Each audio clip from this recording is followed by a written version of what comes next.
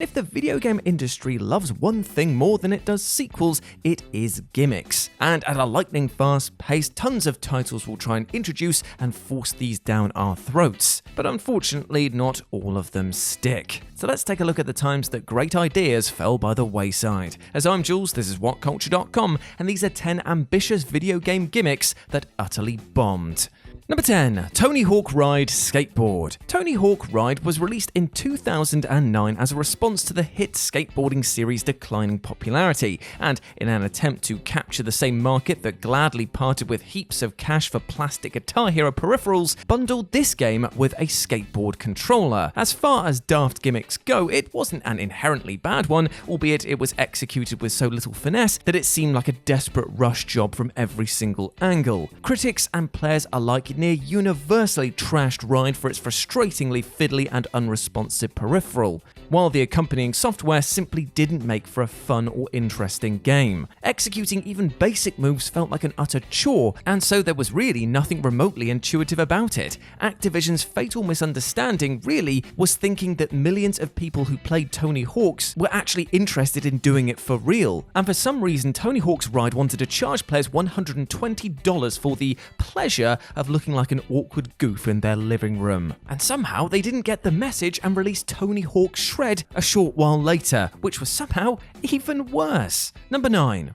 3D gaming. The 3D media boom period kicked off thanks in large part to the stonking box office success of James Cameron's Avatar, convincing many hardware manufacturers that 3D was the next big thing and it was absolutely here to stay. And so 3D TVs became the new technological hotness for a brief time, despite the obvious issues, namely their price, the discomfort and expense of the 3D glasses, the lack of available content, and the fact that most movies that supported 3D exploited it for just cheap gimmickry over sustained immersion. In the gaming sphere, uptake was even worse, with only around 100 major games officially supporting stereoscopic 3D, and many early adopters complaining that 3D actually made the games look visually less appealing, with more frantic games even inducing headaches and nausea. Though Nintendo did admittedly pull off an impressive coup with their glasses-free Nintendo 3DS, for every player who actually used the 3D mode, there was likely one or two who turned it off and never used it again.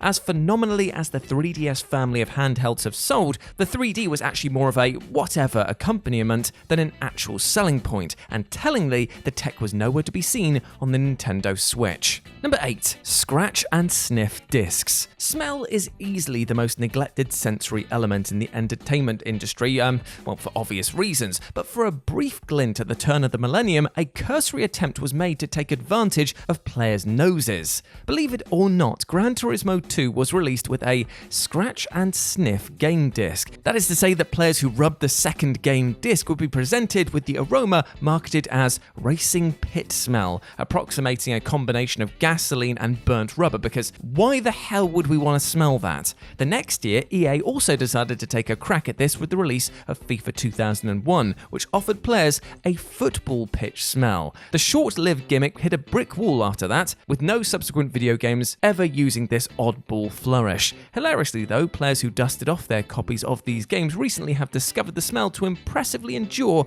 20 years on. Because brilliant, it's good to know that the smell of gasoline and burnt rubber and football pitch, probably with a dog turd included, is going to stink forevermore. Fantastic. Number 7. Kinect 2.0. Microsoft launched the Kinect motion sensor camera in 2010 for the Xbox 360, hoping to compete with the Wii's enormously successful motion controls and capture a sizable slice of the market. The Kinect was a huge seller upon launch, shifting 10 million units within months of its release, and was moderately well received by critics despite the frustrating lack of compelling software released for the platform. For the 2013 release of the Xbox One, Microsoft came up with the next generation Kinect, unsurprisingly nicknamed Kinect 2.0, which would feature more complex and nuanced motion sensing tech. The Kinect 2.0's trouble began though when Microsoft announced that it would need to be plugged into the Xbox One at all times, inviting concerns about privacy and the simple fact that not everyone wants a camera mounted in their living room while playing. Microsoft eventually backtracked due to the huge public outcry during an already gaffe-filled Xbox One launch, and though the new Kinect was still bundled with the console on release, it wasn't too long before they were quietly phased out, with later Xbox One models ditching the Kinect port entirely. With little public interest in the new Kinect or its meager smattering of software, it was discontinued in late 2017. As impressive as the tech undeniably was, Microsoft simply failed to capture the public's imagination with it. Number 6. The PSVR Aim Controller. Though PSVR has become a modest success for Sony, it's disappointing just how much of a bust the headset's accompanying Aim Controller has been. The controller, designed for shooting games and giving the players the tactile sensation of handling an actual gun, was launched with the PSVR exclusive shooter Farpoint back in 2017. Yet despite its impressive tactile quality, has been scarcely supported in the years since. To date, there are barely 24 games with aim functionality, maybe half of which are actually worth playing, which for a peripheral that still retails for around 54 quid isn't exactly a good deal. Consistently limited stocks have kept the controller's prices high ever since release, and though Sony likely didn't lose money on the Aim, after all it's basically just a fancy plastic caddy for a Move controller with a trigger, it also didn't take off quite like they, or indeed consumers, expected. Given how much plastic tap most of us already have clogging up our wardrobes, it's tough to argue that the Aim was worth it, despite how actually well it worked in games like Farpoint, Dick Wild, and Firewall 0 Hour. I mean, yeah, sure, you could maybe get a kick out of it using it in Dreams, but still, okay, there's like 4 games now. Number 5. Mixed media video games. With every new IP agonizingly desperate to become a universe in its own right, it's little surprise that an increasing number of games are putting the cart before the horse and attempting to establish themselves as mixed media projects right out of the gate. Surely the most infamous example of this is Remedy's sci-fi actioneer Quantum Break, which rather than release a few comic books or maybe a couple of YouTube shorts, included a glossy, hours-long companion TV show right out of the box. It was certainly a bold idea, especially as the live-action actors such as Shawn Ashmore, Aidan Gillen, Lance Reddick, and Dominic Monaghan were also stars of the game itself, and players would be able to make decisions which altered the course of both the live-action and in-game segments. But despite the live-action component becoming surprisingly substantial and boasting strong production values, it ultimately failed to deliver anything more than generic sci-fi drama hookem, and so simply left players itching to get their hands back on the controller. It didn't help that players who wanted to watch the videos from their system rather than stream them faced a pretty hefty 75GB download, which back in 2016,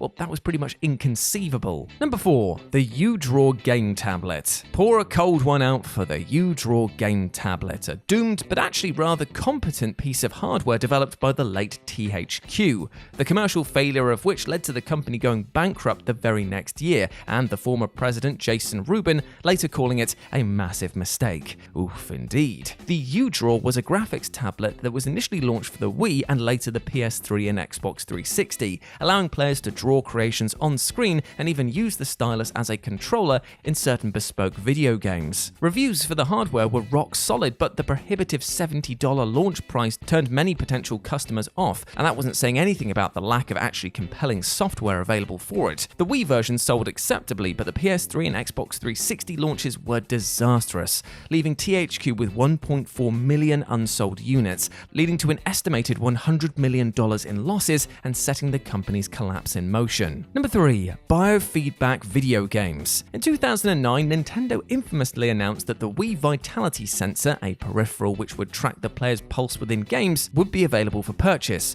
But here's the problem. Players weren't exactly quite sure what its purpose would be. Despite planning to show off the device with games at E3 2010, the Vitality Sensor skipped the show and was quietly cancelled, with the late Satoru Iwata confirming in 2013 that they couldn't get it to production because they couldn't actually get it to function with more than 90% of players. In 2012, light gun game Cabela's Dangerous Hunts 2013 introduced a new Top Shop Fearmaster gun peripheral which would measure the player's heart rate and adjust gameplay accordingly. If your pulse ran too high, the screen would blur until you calmed down, and camera sensors on the gun could even detect if you were shaking and lessen your accuracy as a result. The game ultimately received mixed reviews, coming and going without much fanfare at all. And similarly, in 2015, indie horror game Nevermind offered up its own take by allowing players to strap on a heart rate monitor, and in the event their pulse ran too high, the game would make its puzzles even more challenging. Though the game itself received broadly positive reviews, the supported heart monitor hardware was pretty expensive, and even though players could alternatively use a webcam to measure registered anxiety in their face, it ultimately felt like a bit of a half measure. As fascinating fascinating as it is to see forward-thinking game creators pushing the boundaries of the medium, biofeedback gaming isn't ever going to catch on with the mainstream unless it's very well priced and, actually worked. Number 2. Toys to life. The Toys to Life genre is an undeniably fascinating one, typically requiring players to purchase real, tangible toys, which are then able to interface with the software by attaching them to existing hardware. But Toys to Life is also an unapologetic fad which enjoyed a surge in popularity in the early to mid-2010s thanks to games like Skylanders, Disney Infinity, and LEGO Dimensions. And while there's no denying the incredible commercial success these games have had, Skylanders made $3 billion in a mere 4-year period, it's also fair to say that Toys to Life has largely gone the way of Guitar Hero and thoroughly cratered. As hardware sales dwindled, the aforementioned franchises all packed up operations, with Nintendo's Amiibo pretty much being the only exception, and even that's clinging to life. As a fusion of toy and video game, it's certainly an inspired idea, evidently dreamt up by a galaxy-brained executive somewhere, but not one which offered up enough substance to be anything more than a craze, which proved phenomenally successful, but only for a brief time. And number 1, the Nintendo Power Glove. So at the top of the pile of defunct gaming gimmicks, you have to place a crown on the Nintendo Power Glove, an infamous virtual reality peripheral released for the NES in 1989. Now in theory, it allowed players to control NES games using only the glove, while its array of programmable functions would let players register their hand and finger inputs in real time. But in reality, the Power Glove was a fiddly, unresponsive hunk of junk, and only 2 games were ever actually released with this specifically in mind. Despite being largely panned by the press, it sold close to 1 million units, possibly thanks to it featuring prominently in the Nintendo-backed 1989 film The Wizard, where it was infamously referred to as so bad. Well, my friends who actually did end up purchasing this, it wasn't so bad, it was just plain bad. And there we go, my friends, those were 10 ambitious video game gimmicks that utterly bombed. I hope that you enjoyed that, and please let me know what you thought about it down in the comment section below. As always, I've been Jules. You can go follow me over on Twitter at RetroJ with a 0, or you can swing by Live and Let's Dice, that's Dice with a C, where I do all of my streaming outside of work, and it'd be great to see you over there. But before I go, I just want to say one thing. I hope that you're treating yourself well with love and respect, because you bloody well deserve it, alright? And do not let anything or anyone else tell you otherwise. You're a massive ledge, and I want you to go out there and smash your life goals today. I believe in you. As always, I've been Jules. You have been awesome. Never forget that, and I'll speak to you soon. Bye.